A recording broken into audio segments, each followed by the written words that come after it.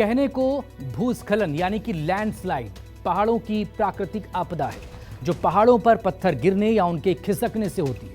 Landslide में पहाड़ों से पथरीली मिट्टी का अचानक बहाव आता है।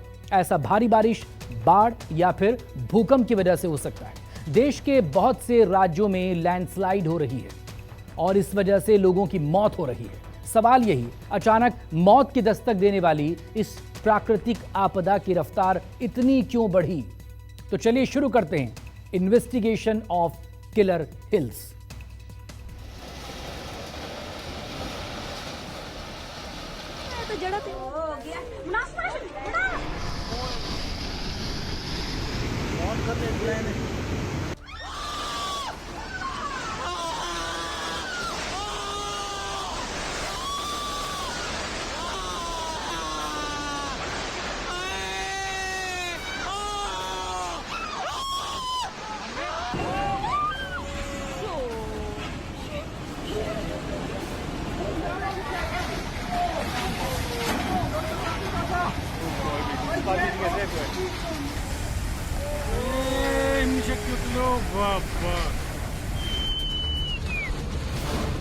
अलर्ट पर हैं उत्तराखंड और हिमाचल के पहाड़।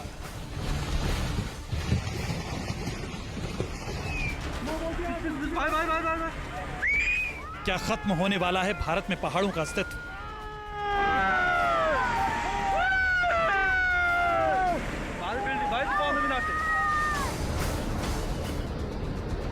पहाड़ों पर बरसती मौत का सच क्या है?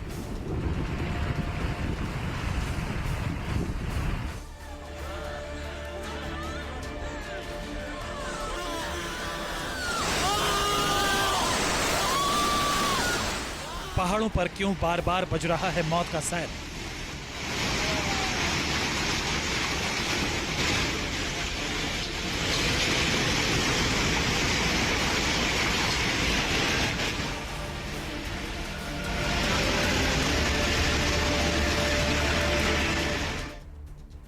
उत्तराखंड और हिमाचल में मानो कुदरत तबाही का रिकॉर्ड बनाने पर आमादा है। कुदरत के क्रोध के कारण देश में पिछले कुछ वक्त में बार बार भयानक भूस्खलन देखने को मिल रहे हैं। कहीं चट्टान चीर गरजता हुआ सैलाब नदी नालों में कोहराम मचा रहा है।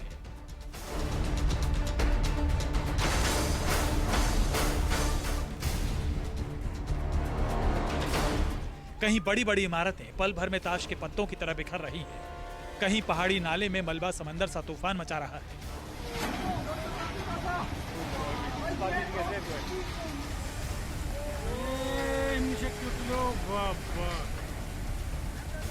ऐसी एक नहीं, दो नहीं, 10 नहीं, दर्जनों तस्वीरें पिछले 2 महीनों में कैमरे में कैद हुई।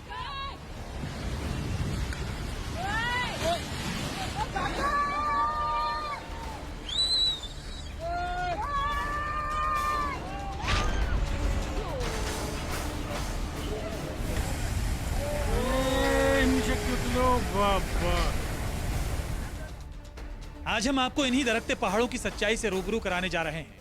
क्यों हर साल उत्तराखंड और हिमाचल में पहाड़ न जाने कितनी जिंदगियों को अपने आगोश में समा जाते हैं। आज हम आपको वही कड़वा सच दिखाएंगे जो सीधे आपसे और हमसे जुड़ा हुआ है।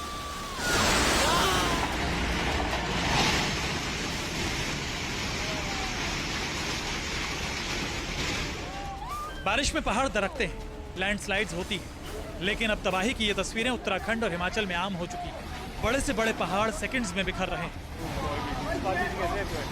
कब कहां से कितनी बड़ी मुसीबत बरसा है, इसका अंदाजा कोई नहीं लगा सकता।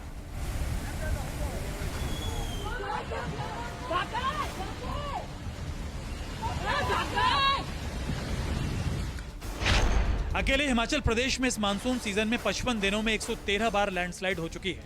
58 बार बादल फटने की घटना हुई है और बारिश और लैंडस्लाइड से जुड़ी घटनाओं में 330 लोगों की मौत हुई है। देश में कुल भूस्खलन के मामलों में उत्तर से पश्चिम हिमालय का योगदान 66.5% दर्ज किया गया है। उत्तर पूर्व हिमालय का योगदान 18.8% और पश्चिमी घाट का हिस्सा 14.7% रिकॉर्ड हुआ है। ये डेटाबेस हिमालय और पश्चिमी भारत के 17 राज्यों, 2 केंद्र शासित प्रदेशों के सभी 147 जिलों में भूस्खलन की घटनाओं पर आधारित है।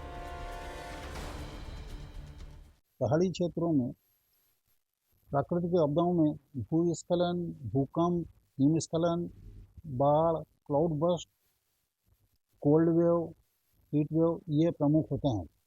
बरसात के दिनों में भूस्खलन अधिक होने लग जाता है। इसका कारण यह है कि अधिक बारिश के कारण जब पानी ज़मीन के अंदर जाता है तो वो ऊपर जो अस्थायी परत है चट्टानों के ऊपर की उसको बहा के नीचे ले आता है और उसके कारण भूस्खलन होने लगता है। इस बीच हिमाचल की राज्य सरकार ने इस आपदा को स्टेट डिजास्टर घोषित करने का निर्णय लिया है। मुख्यमंत्री सुखविंदर सिंह सुक्खू ने खुद इसकी जानकारी साझा की है। इस समय मेरा सिर्फ ध्यान आपदा से प्रभावित लोगों के घर बसाना है। आपदा से प्रभावित लोगों के जो राहत हमारे पास अपने संसाधनों से वो पहुंचाना है और उनके जो जख्म है, जिस आदमी ने अपना घर तिनका जोड़कर बनाया होता है, अगर वो उजड़ जाए, सिर्फ उनके जख्मों को अभी टेम्परेरी मरहम लगाकर उन्हें दोबारा से बसाने का निर्णय हमारी सरकार का कृत संकल्प है और हम इस दिशा में काम कर रहे हैं। यूं तो हर तरफ पहाड़ों पर कोहराम मचा है, लेकिन जितनी तबाही हिमाचल में पिछले 2 महीनों में नजर आई उसने कहीं ना कहीं ये संकेत जरूर दिए हैं। हिमाचल में हो रही हलचल मामूली नहीं, इसके पीछे बड़ी वजह है।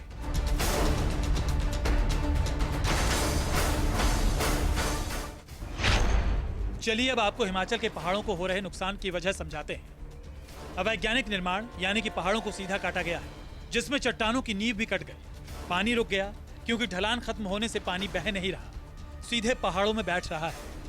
बहाव पर अतिक्रमण यानी पानी के बहाव पर बस्तियां बस गई, पानी निकासी का रास्ता बंद हो गया। है कि हिमालय पूरा लैंडस्लाइड के लिए बहुत ही वल्नरेबल है और उसका रीज़न ये है कि हिमालय में बहुत सारे जो है वो फॉल्ट हैं, खास करके मेन बाउंड्री फॉल्ट है और मेन सेंट्रल थ्रस्ट है। तो ये सब फॉल्ट, फिर उसके बाद खास करके शिमला वगैरह के पास चैल थ्रस्ट है, जोतोग थ्रस्ट है। तो इन थ्रस्ट के इलांग जो है वो डिस्प्लेसमेंट होता है, मतलब दूरी बढ़ती है और 2 ब्लॉकों में, और उनके वजह से जो टेक्टोनिक एक्टिविटी के वजह से हिमालय में और ख़ास करके हिमाचल में जो है वो ज़्यादा लैंडस्लाइड हो रही है। यही कुछ प्रमुख कारण नजर आए हैं जिसकी वजह से उत्तराखंड और हिमाचल के पर्वतीय जिलों में भूस्खलन का खतरा लगातार बढ़ता जा रहा है। हालिया 7 साल के आंकड़ों के अनुसार भूस्खलन की घटनाओं की संख्या 10 गुना से ज्यादा बढ़ चुकी है। कुछ साल ऐसे भी गुजरे हैं जब ये घटनाएं 30 गुना तक ज्यादा थी।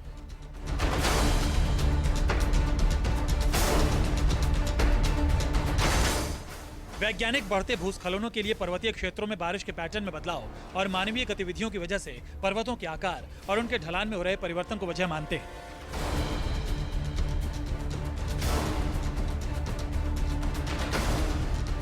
हिमाचल प्रदेश और उत्तराखंड जैसे पहाड़ी इलाकों में अक्सर हमें फ्लैश फ्लड, भूस्खलन और पहाड़ों के गिरने की खबरें मिलती हैं। पिछले कुछ सालों में ये घटनाएं बढ़ गई। इसके पीछे बड़ी वजह है परिस्थिति के अनुसार संवेदनशील हिमालयी इलाकों में इंसानों की गतिविधियों का बढ़ना।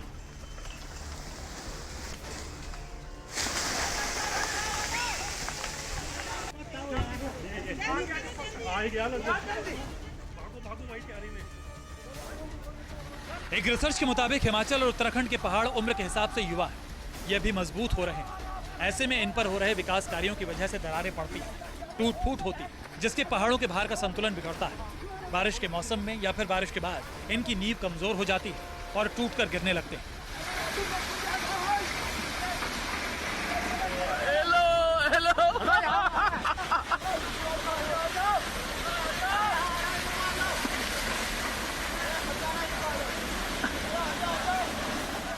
ये लैंडस्लाइड क्यों हो रहे हैं,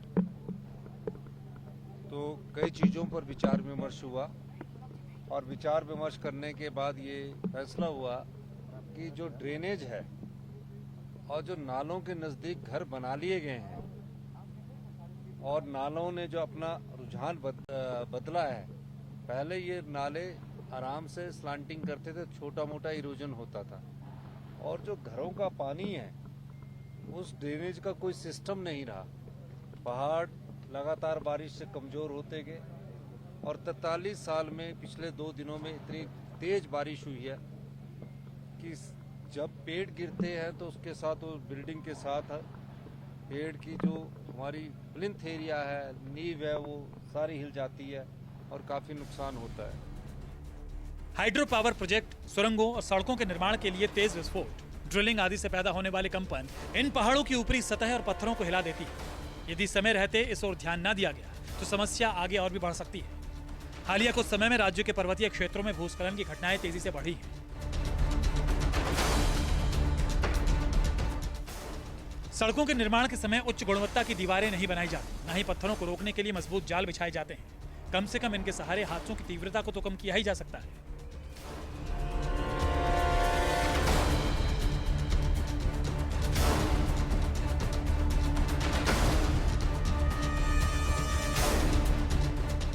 पहाड़ों में अतिवृष्टि के कारण कई प्रकार से नुकसान हो सकता है। सबसे पहला नुकसान तो ये होता है कि अगर पहाड़ों में भारी बारिश होती है तो इसका प्रभाव मैदानी क्षेत्रों पे आता है, और खास करके जो हमने दिल्ली में देखा कि कुछ दिन पहले बाढ़ आई तो वो पहाड़ों की अतिवृष्टि के कारण ही हुई थी।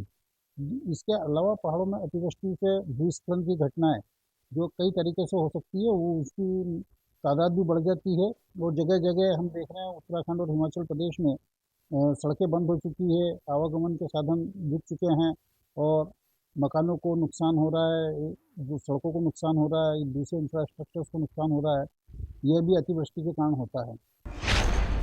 एक रिसर्च में कुछ सुझाव भी हैं जो इस तरह की गतिविधियों को बहुत हद तक कम कर सकते हैं। एक ही स्थान पर ज्यादा निर्माण पर रोक लगाई जानी चाहिए। सड़कों के निर्माण के साथ साथ पहाड़ के ट्रीटमेंट की कार्यवाही उससे ज्यादा तेज होनी चाहिए। निर्माणाधीन सड़कों पर पानी की निकासी का पर्याप्त इंतजाम किया जाना अनिवार्य होना चाहिए।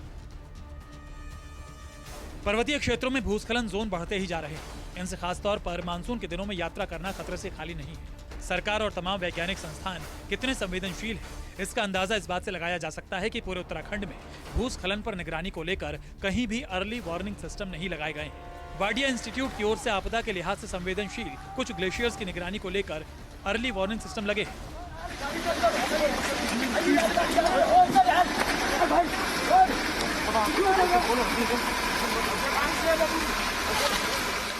अनकंट्रोल्ड ग्रोथ होता जा रहा है, बिल्डिंगें हर जगह बनती जा रही हैं, स्ट्रक्चर बनते जा रहे हैं विदाउट साइंटिफिक इन्वेस्टिगेशन किए हुए।